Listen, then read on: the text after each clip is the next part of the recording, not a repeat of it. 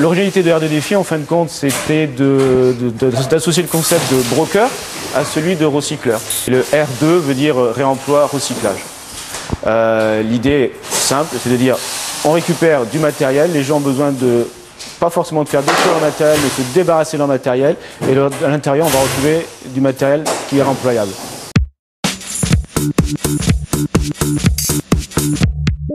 On travaille comme pour des professionnels, en B2B. Dernièrement, on a fait un CHR, on a récupéré 50 tonnes de matériel. Donc sur ces 50 tonnes, automatiquement, il y a des choses intéressantes à réemploi. Il y a deux manières de recevoir le matériel, soit sur palette, et donc ça c'est rangé, on va dire, à peu près proprement, soit en vrac. Le fait de le faire gratuit ne nous empêche pas d'avoir toute une certification, d'avoir des agréments et de remettre à nos clients ce qu'on appelle un BSD, c'est un document CERFA, qui est la traçabilité, si vous voulez, de ces déchets-là.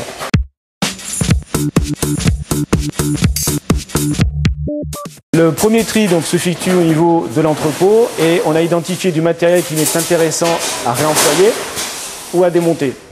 Du matériel qui va partir directement au broyage parce que inintéressant, trop de coûts pour le démontage.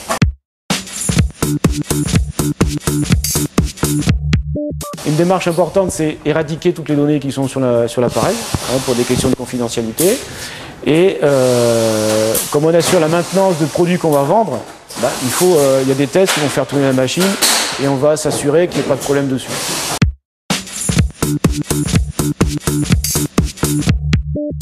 Aujourd'hui, en réemploi, nos produits ordinateurs fonctionnels sont vendus entre 15 à 80 euros. C'est un ordinateur de bureau qui vous permet d'aller sur Internet, etc., qui est tout testé et qui est garanti.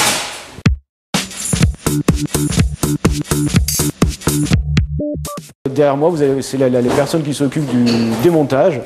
On démonte les écrans, les ordinateurs. Ce qui fait notre richesse, justement, et notre différence, c'est que c'est démonté manuellement et c'est trié. Chaque produit, sous-produit, ce qu'on appelle une fraction, a une filière particulière, ce qu'on peut voir autour de nous ici. Donc chaque big bag a un produit particulier. Par exemple, là, ce sont des alimentations. Là-bas, c'est du plastique. Là, c'est entre les processeurs, la mémoire. Enfin, tout ce qui compose un ordinateur est recyclable. Chaque produit va, je dirais, générer une matière particulière. Ce sont des industriels qui sont spécialisés. C'est-à-dire que le plastique va partir chez des sociétés qui ne travaillent que le plastique. Donc le plastique va être retrié chez eux, il va être réduit à l'état de granulé et repartir dans des injecteurs et refaire des produits. Et vous allez retrouver sur un marché tout appareil qui contient du plastique a automatiquement du plastique recyclé. Le fer part chez un ferrailleur.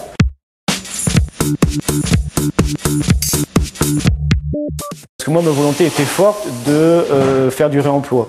Et je me suis dit qu'en étant labellisé, ça va faciliter les démarches. Parce qu'essentiellement, notre problème je dirais commun, c'est de se faire connaître. C'est d'être connu. Donc, si à travers votre plateforme et cette action, on sait que RD Défi fait du réemploi, ça va nous permettre effectivement de rentrer plus de matériel.